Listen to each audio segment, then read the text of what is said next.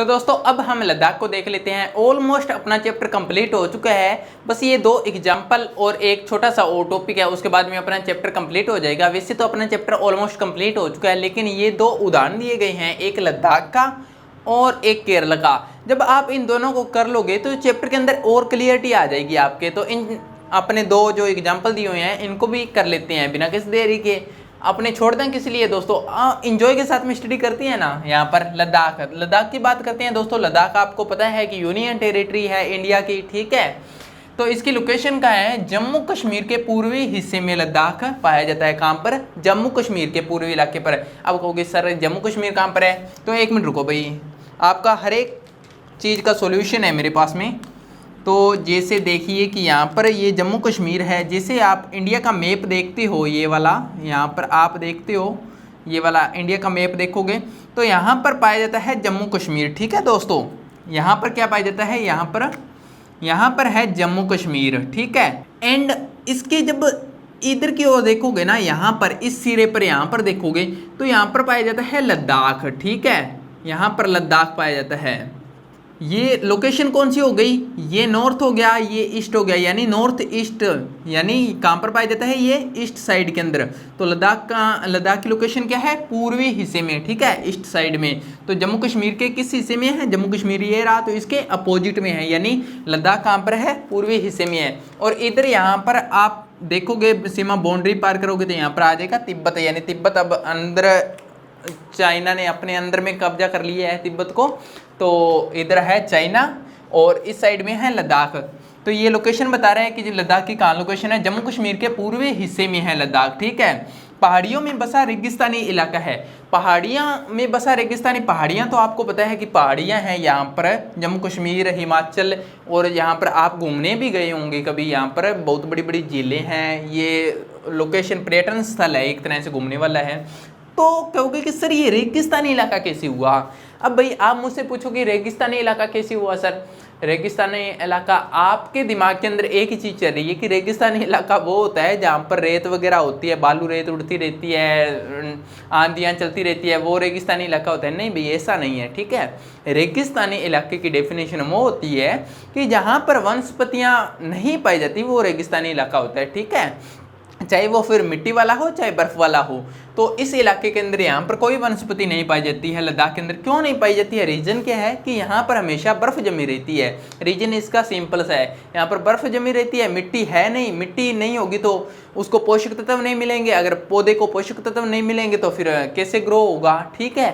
यानी सीधा सा समझ सकते हैं कि उसको जो है खाना वगैरह नहीं मिलता है पौधे को, तो नहीं उग पाता है, यहाँ पर नहीं होते हैं वनस्पति वगैरह, ठीक है। तो लद्दाख के अंदर ये सब है। तो पहाड़ियों में बसा रेगिस्तानी इलाका है। रेगिस्तानी इलाका समझ गए होंगे आप। रेगिस्तानी का मतलब होता है कि यहाँ पर कोई वनस्पति ना पाई जाए, ऐसे इलाके को रेगिस्तानी इलाका कहते हैं। पहाड़ियों में बसा रेगिस्तानी इलाका है, यहाँ पर बरसात नहीं होती है, ठीक है, बरसात नहीं होती है। यहाँ पर हर समय बर्फ से ढका रहता है। बर्फ से ढका रहता है भाई, बर्फ से ढका रहता है ये तो ठीक है, लेकिन बर्फ पड़ती क्यों है, रीजन क्या है इसका। यहाँ पर बर्फ क्यों पड़ती है, जम्मू कश्मीर में कम पड़ती है जबकि लद्दाख में तो ऐसे वाइट वाइट ही हो जाता है, ठीक है।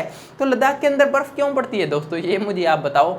यही एक सुख होता है कोई क्लास लगाने का, ठीक है। जब हम किताबें पढ़ते हैं तो किताबें यहाँ पर आकर स्टॉप हो जाती है। किताबें यही बताती है कि हर समय यहाँ पर बर्फ़ जमी रहती है, यहाँ पर रेन यानी बरसात नहीं होती है।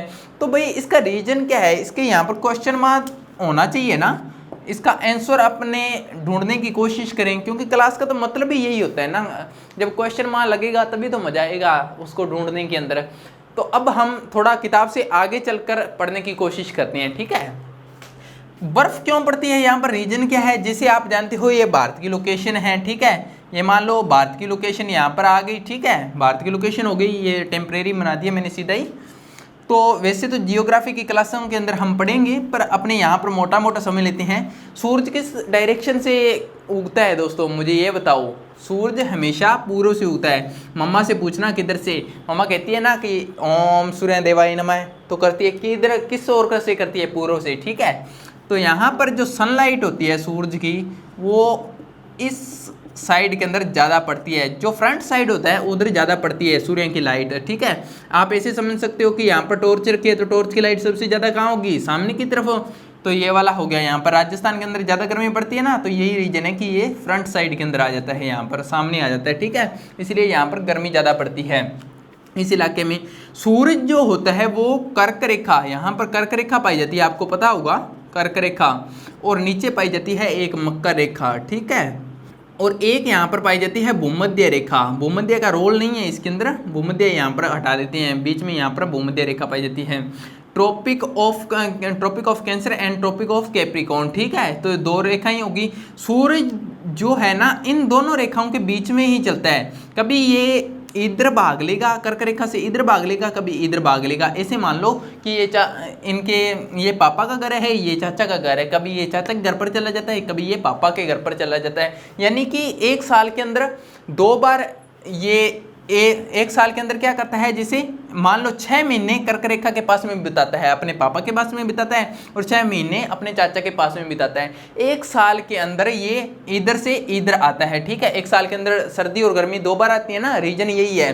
जब यहाँ पर पापा के पास में होगा, ये पापा मान लो, जब पापा के पास में सूरज होगा, ठीक है, 6 महीने, तो यहाँ पर गर्मी पड़ेगी अपने, और जब चाचा के पास में होगा सूरज 6 महीने, तो यहाँ पर सर्दी पड़ेगी। रीजन समझ गए आप, रीजन यही है। सूरज यहाँ पर होगा तो इसकी किरणें सामने पड़ेगी, यहाँ पर सामने पड़ेगी, तो यहाँ पर गर्मी ज़्यादा होगी, और इधर की ओर तिरछी हो जाएगी किरणें, फिर इधर ऊपर की ओर तिरछी पड़ेगी, तो यहाँ पर किरणें नहीं पहुँचेगी, तो सर्दी हो जाएगी, ठीक है। वही रीजन है यहाँ पर लद्दाख का।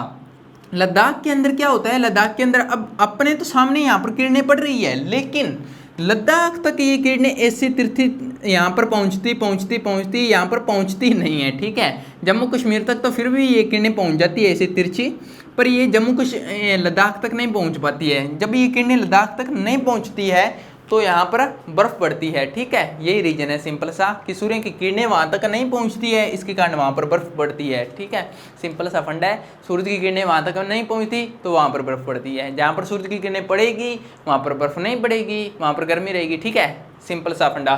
तो आपको ये समझ में आ गया। तो हर समय बर्फ़ से ढका रहता है, ये क्वेश्चन मार्क हटा देना है, यहाँ पर बर्फ़ से ढका रहता है, तो आपका रीजन बता दिया। और अगर बर्फ़ से ढका रहेगा तो फिर पानी पीने का कहाँ से आएगा भाई, नहाने का पानी पीने का, जो आटा से रोटी बनानी है तो कैसे बनाएंगे, काम कैसे करेंगे, जो पेयजल होगा पीने वाला पानी कहाँ से आएगा।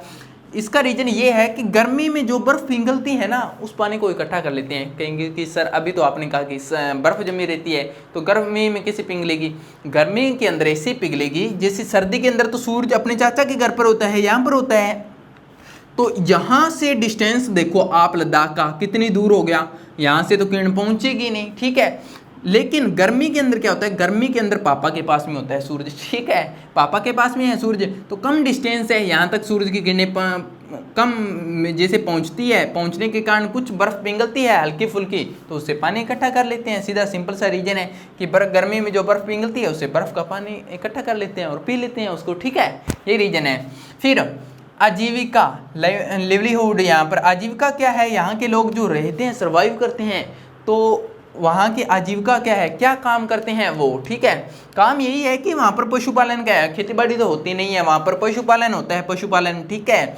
पशुपालन किसका करते हैं, ऐसे तो है नहीं अपने यहाँ पर जैसे कोई अपने जैसे पशु पाल लेंगे, ऐसे तो है नहीं, भैंस गाय पाल लेंगे, वो यहाँ पर अलग है, यहाँ के पशु अलग होते हैं, जैसे गाय, बकरी, याक, ये सभी पशुओं को पालते हैं, ठीक है। ये जो बकरी और याक और गायें होती है ना, इनकी चमड़ी बहुत मोटी होती है और मोटे मोटे बाल होते हैं, जिसके कारण ये सर्वाइव कर पाते हैं वहाँ पर, यही रीज़न है।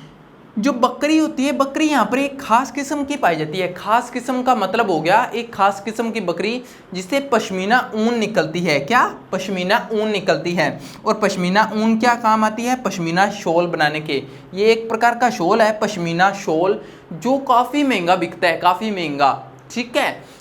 इसको बनाने के लिए किसकी ऊन काम आती है, ये बकरी की, ठीक है। जो बकरी कहाँ पर पाई जाती है, यहाँ पर लद्दाख के अंदर पाई जाती है।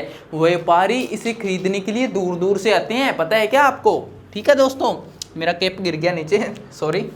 तो यहाँ पर व्यापारी आते हैं इसको पश्मीना शॉल खरीदने के लिए दूर दूर से, ठीक है। फिर आते हैं इधर खान पान, खान पान क्या है यहाँ का, ये बताओ मुझे। खान पान क्या है, मक्खन चीज़ मांस, ठीक है, चीज़ मांस, तो ये खान पान हो गया। खान पान यहाँ पर लोग क्या खाते हैं, जैसे मक्खन हो गया, चीज़ हो गया, मांस हो गया, तो यहाँ का ये खान पान हो गया। व्यापार ट्रेड, ट्रेड भी होता है यहाँ पर, व्यापार भी होता है। व्यापार का रास्ता कौन सा है, व्यापार पहली बात तो होता किसका है, तो पश्मीना शॉल का होता है, ठीक है। खास किस्म की जो ऊन पाई जाती है ना, ये पश्मीना शॉल बनती है, तो इसको खरीदने के लिए लोग दूर दूर से आते हैं। भाई बहुत एक्सपेंसिव है ये वाली, बहुत महंगी बिकती है, तो इसे खरीदने के लिए यहाँ पर व्यापारी आते हैं।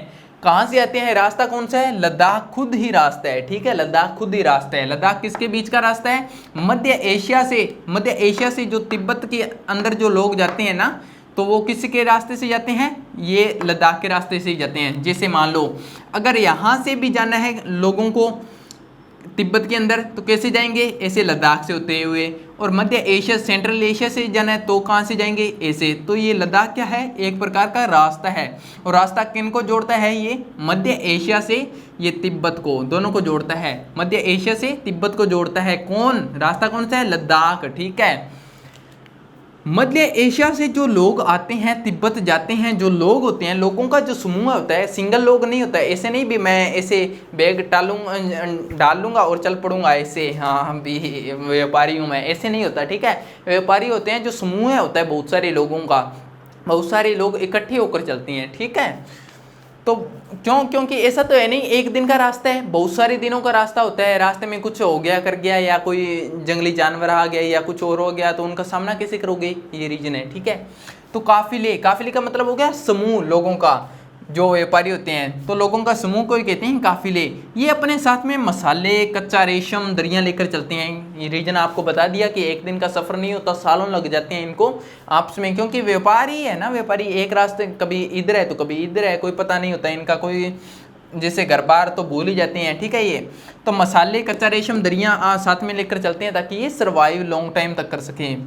केसर गाथा, केसर गाथा क्या है भाई, तिब्बत का एक बहुत ही प्रसिद्ध ग्रंथ है। जैसे आप अपने यहाँ पर भारत का जैसे रामायण हो गया, जैसे महाभारत हो गया, प्रसिद्ध ग्रंथ है ना जैसे, तो वहाँ ही जैसे वैसे ही क्या है, केसर गाथा तिब्बत का एक ग्रंथ है।